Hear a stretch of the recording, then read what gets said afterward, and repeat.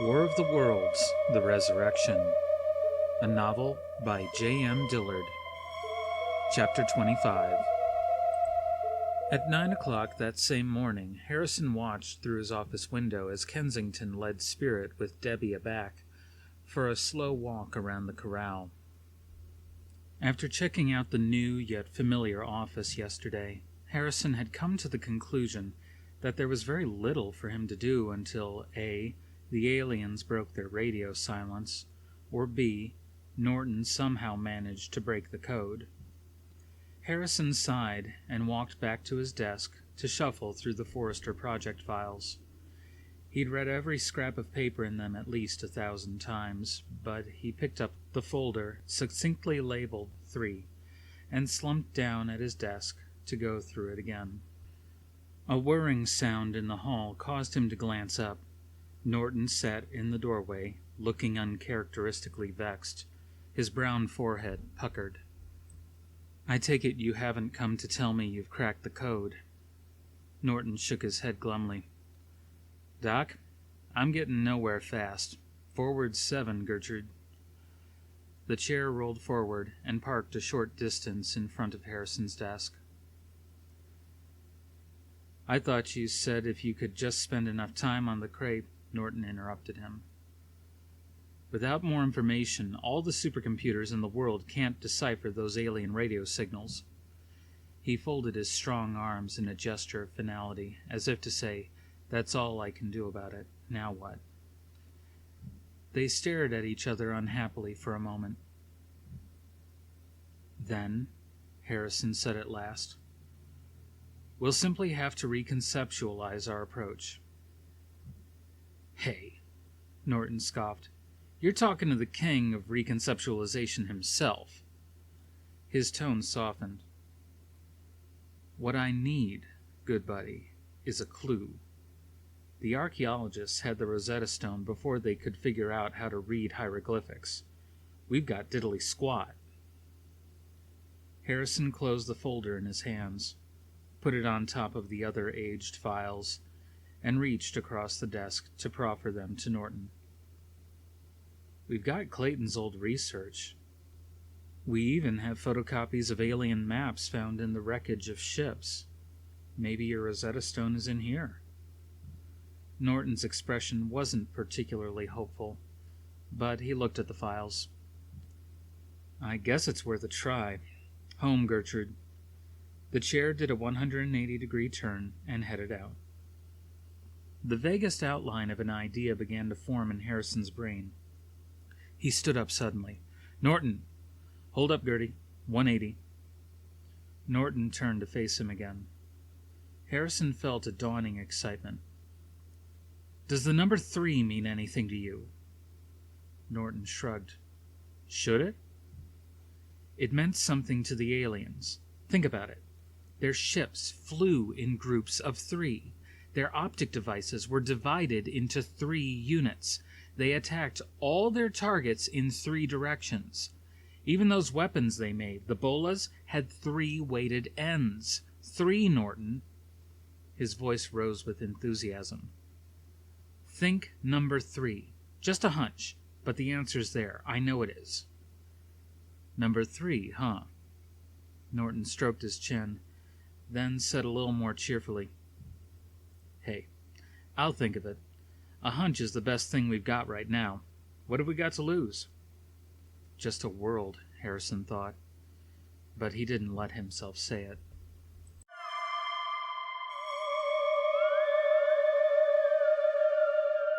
By late that afternoon, Harrison was sitting with his feet propped on his desk, staring out the basement window with the usual ennui, when he heard the shout, "Bingo!" It came from the direction of Norton's office, and Harrison knew instantly what it meant. He scrambled to his feet and dashed out the door. In the corridor, he almost collided with Suzanne as she came running out of the lab. "What on earth?" She broke off as he clutched at her to keep from losing his balance. "Yes!" Norton's voice ranted on. "Absolutely, undoubtedly, yes!" "Sounds like we've got a breakthrough," Harrison told her. Together they made it down to the communications center. Iron Horse was already inside, staring quizzically at Norton, who sat over at the Cray console, pressing a computer printout to his chest in a display of ecstatic affection. His eyes were closed, his dark face lit up by a beatific smile. "Norton?" Harrison grinned at him. He'd expected results, of course. After all, Norton Drake plus a Cray computer were an unbeatable combination. But he hadn't expected them this fast. "Norton, you son of a gun, you did it, didn't you?" Norton opened his eyes and smiled sweetly at Harrison. "I did it all right, me and the Cray." Iron Horse's voice rose with frustration. "Did what? Will someone please tell me what the hell is going on?" Norton gave him a "who is this imbecile" stare. "Cracked the alien lingo, of course, Colonel. What planet have you been stationed on?" "Well, then, let us see it," Suzanne said, putting a hand out. Norton pulled it out of her reach and held it up with a grand flourish so everyone could see. Iron Horse bent down to squint at it, then began to read aloud. 1, 2, 1, 1? He rose. "Doesn't make any sense to me." He glared at Norton, then Harrison. "Is this somebody's idea of a joke?" No. Norton clicked his tongue with disgust. "The top line is 2 to the 7th power." He pointed at the page with an index finger. "The bottom line is 2 to the 3rd. 2 to the 7th is 128. 2 to the 3rd is 8. "We can all work the math, Norton," Harrison said, impatiently, bending over to look at the columns of numbers himself. A math-based code? Seemed too easy. Maybe the aliens were trying to mislead them. "Some of us, anyway," Norton muttered, casting a contemptuous sidewise glance at Iron Horse. "Have you worked out what the numbers stand for?" Harrison asked. Norton seemed to deflate a little, apparently disappointed that no one shared his elation. "Come on, Doc, you expect me to do everything around here? How should I know what they mean? I focused on one part of the transmission." He cheered up again at the thought. "That think number 3 stuff really helped. These are all base 3. He drew his finger along a horizontal column of numbers and shook his head in appreciative awe. "Beautiful. Anyway, this is what I came up with." "A coded message?" Suzanne asked. To Harrison's surprise, Iron Horse straightened and shook his head. "Too easy," the colonel said. "Even primitive codes use large prime numbers as their key." Apparently impressed, Norton raised his eyebrows at Harrison. "When the soldier's right, he's right. This is no code. This is pure." Iron Horse grunted. "The question is, pure what?" Harrison took the printout from Norton's hand and studied the rows of numbers. It was all right here, staring him in the face. Maybe if he just stared at it long enough. "We're overthinking this," he said distractedly. "Digging too deep. We're giving the aliens too much credit." "You mean we're assuming the obvious?" Suzanne began. Harrison nodded, thereby overlooking the obvious.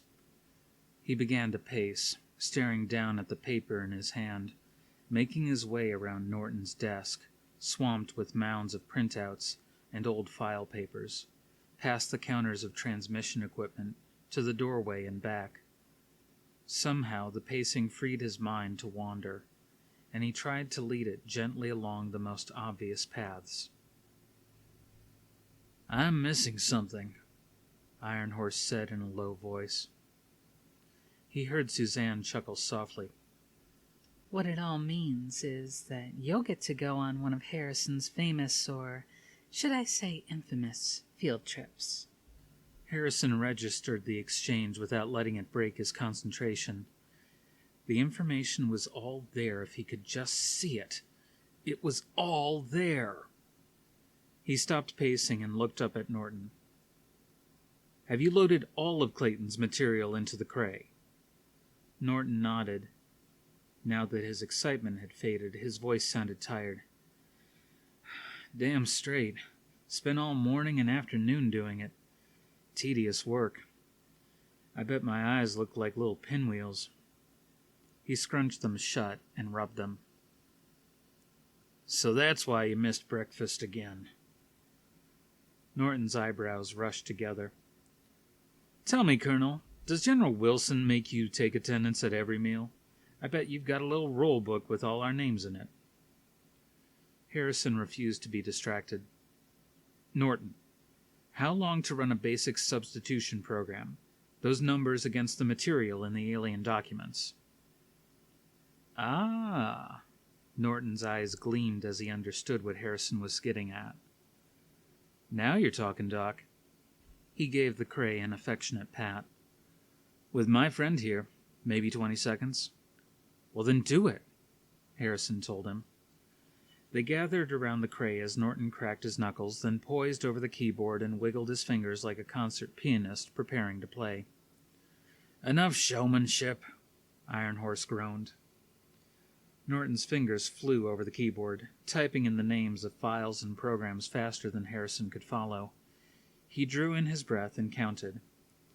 Approximately 18 seconds later, numbers and symbols began filling the screen, scrolling by too fast for human eyes to read. Suddenly the numbers stopped coming, and on the screen was something Harrison recognized. A representation of an alien topographic map, complete with three-dimensional mountain ranges. Along the vertical and horizontal axes were numbers, the alien equivalent of longitude and latitude. On each axis, a number was highlighted and blinking. Norton squinted at them. First group of numbers in the paradigm appear to be a date. Tomorrow's, as a matter of fact. And the rest? Coordinates on their map? Suzanne interrupted. A grin spread over Harrison's face as he stared at the monitor screen. Exactly. Norton, can you get us a hard copy? Before he finished the question, Norton had already pressed a button, and the printer was spewing out a copy. Harrison walked over and pulled the page from the feed as it came out. Great. Now all I need is a ruler and a pencil. A ruler and a pencil? Norton feigned indignance. We're high-tech around here, Doc. Who ever heard of a ruler and a pencil? Harrison shot him a dangerous look. Try the top drawer of the desk. Norton grinned.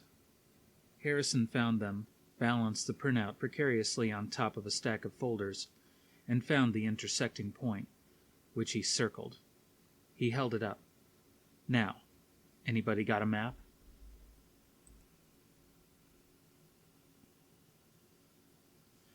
Iron Horse led the three of them to his basement quarters, a Spartan narrow room compared to the technological luxury of the scientist's office. It was outfitted with little more than a government-issue metal desk, a phone, and at least a dozen different maps displayed on the walls. Iron Horse stepped behind the desk to stare at a giant wall map of the United States. Now show me that map again. Harrison handed it to him. You're assuming they're still in the country, Norton remarked. But there's no way we can be sure of that. Iron Horse didn't turn around, just kept glancing from the printout to the map. I'm sure if they're still in the white truck, then they've got the entire army on the lookout for them. No way are they going to make it past the Mexican or Canadian borders. He paused. But there's something else. You know the topography of this damn alien map looks familiar? I know this area. He stared at the wall map again, then stiffened. Good God. What is it? Harrison tried to follow his gaze. Suzanne and Norton moved closer. Iron Horse pointed and stood to one side so the others could see. Nevada? Suzanne sounded puzzled. Looks like the middle of nowhere. If the aliens consider it important, Harrison told her, we'd be wise to do the same. He looked back at Iron Horse. The colonel seemed stunned. Damn straight it's important, Iron Horse finally said. That's Nellis Air Force Base. They must be planning to overrun it tomorrow. He stepped up to his desk and reached for the phone. Harrison laid a hand on his wrist.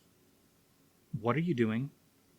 Calling General Wilson, Iron Horse replied, easily breaking free of Harrison's grip. He picked up the receiver and put it to his ear. Someone's got to notify the commander at Nellis. Why don't you think about it first, Colonel? Harrison asked, trying to sound reasonable. Like an alien would think.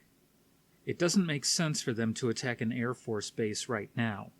You said it yourself. Without weapons, without resources, even at full strength, even by surprise, their attack wouldn't stand a chance of success. Look what they did at Jericho Valley, Iron Horse said. Harrison shook his head. I think the terrorists did that, and the aliens overpowered the terrorists because they were already inside. You know what Wilson said.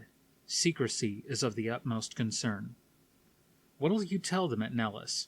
Be on the lookout for aliens? They'll think it's a crank call.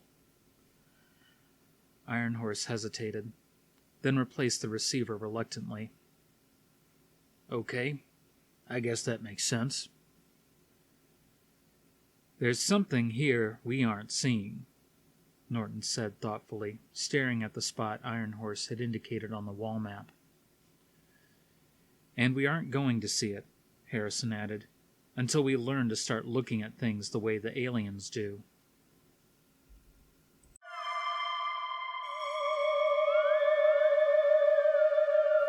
It was Saturday night at the gold mine, a bar and grill designed to look like a saloon dating from gold rush days.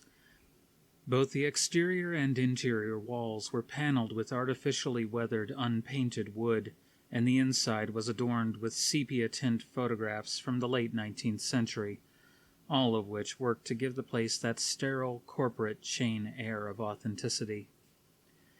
And because it was a Saturday night, the gold mine was packed with airmen from the nearby base. One of them, Airman Vic Giannotti, a sandy-haired, normally sober man barely 6 months past his 21st birthday, stumbled out into the unlit parking lot and gratefully sucked in air that was not 2/3 cigarette smoke. A few places behind followed Doyle O'Connor, a ruddy-faced fellow squadron member who happened to be grinning from ear to ear at no one in particular. At the moment, Doyle was feeling no pain. Doyle? Vic paused and waited for O'Connor to catch up to him. Vic tended to get maudlin when he drank, and he and Doyle had just polished off 3 large pitchers of draft between the two of them. Vic had completely forgotten the fact that O'Connor was an arrogant ass that he'd never much cared for. Now Vic was overwhelmed to the point of tears by the man's generosity. Not only had Doyle talked him into getting sloshed to celebrate Vic's first real Dear John letter, but then Doyle had turned down the opportunity to go home with a cute-looking redhead. Doyle, old boy. Vic slung an arm rather sloppily over Doyle's neck in an inebrious embrace, and pushed his face so close to his friend's that their noses almost touched. Doyle, you've been a good friend, a great friend, best friend in the whole world. I saw the look on your face when that redhead came up to you. Doyle staggered a little under Vic's weight, then parted his thick lips to release an earth-shaking belch. Well, hell, Vic. I got her number. Might give her a call later, after I'm sober enough to be worth something. Besides, we were celebrating your freedom from that, what was her name again? Donna, Vic said, becoming depressed again at the simple mention of the name. Good old Dumpum Donna, leaving me for a goddamn doctor. A goddamn doctor. Hell, the guy's old. Practically 30. What the hell's he got that I ain't got? Money, Doyle reminded him. They looked at each other and broke into giggles. No good money grubbin', Vic gasped, not quite sure what he was laughing at. Doyle struck an affected posture, pinkies crooked and raised high, and said in a shrill falsetto, I'm Dumpum Donna, the money grubber. Vic began to laugh harder. Encouraged, Doyle trotted off into the dark parking lot, still mincing. Vic ran after him. Jesus, Doyle, stop it! Vic giggled until tears ran down his cheeks. He couldn't seem to stop laughing. Doyle was just so damn funny. But underneath the cozily warm, whirling sensation of drunkenness, Vic knew he felt lousy. And tomorrow would be even worse. He'd have a hangover, plus the memory that Donna had dumped him. The Firebird was in a remote corner of the parking lot. Vic liked to park it sideways, away from other cars, to keep it from getting scratched. And it worked. The bird was a 75 and still in mint condition, and its 2-year-old glossy black paint job looked like new. And here's the car, Doyle mimicked Ed McMahon, throwing out his right hand and stamping his foot in a ta-da gesture. Still recuperating from his laughing fit, Vic leaned against the driver's side and fumbled in his pocket. Keys, where are the keys? Not there. Panicking, he patted all of his pockets. Still no keys. I've gone and lost 'em. We better go back inside. On the passenger side, Doyle grinned and jingled the keys at him. They were in my back pocket, Vic. Remember? You were gonna let me drive. Oh, yeah. Vic slapped his forehead clumsily. Doyle was right. After the first pitcher of beer, Vic had turned over the bird's keys and proclaimed himself unfit to drive. But that was back before Doyle had started to drink the lion's share. No way was he going to let Doyle get near the steering wheel of his precious bird now. You're right, Doyle, old buddy, but I'm doing much better. Honest. Vic held out his hands. Come on, pitch him over. Ready? Doyle assumed the classic quarterback pose. Here goes. Elway, eat your heart out. He launched the keys high into the air.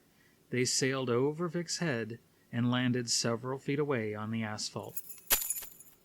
Oops! Don't know my own strength. Not to get upset, Vic waggled a finger. Everything is under control. He went staggering into the night after the keys. He quickly realized that the black leather key case was impossible to see against black asphalt in the dark, and got down on his knees to grope for them. Hey, Vic, you need a hand? Nah. He patted the asphalt tentatively. After a minute, his hand brushed against something. It's okay, I found him. Vic reached out confidently this time. His fingers closed on something cool and slightly moist, almost oily. He grimaced, no telling what disgusting garbage was lying out there in the bar's parking lot. And then it moved in his hand, pulsed, flexed just like a muscle. Vic opened his mouth to yell, certain he'd just grabbed hold of a snake, but the swift, crushing pressure on his throat made screaming impossible. Come on, Vic, Doyle called impatiently. We're gonna miss curfew.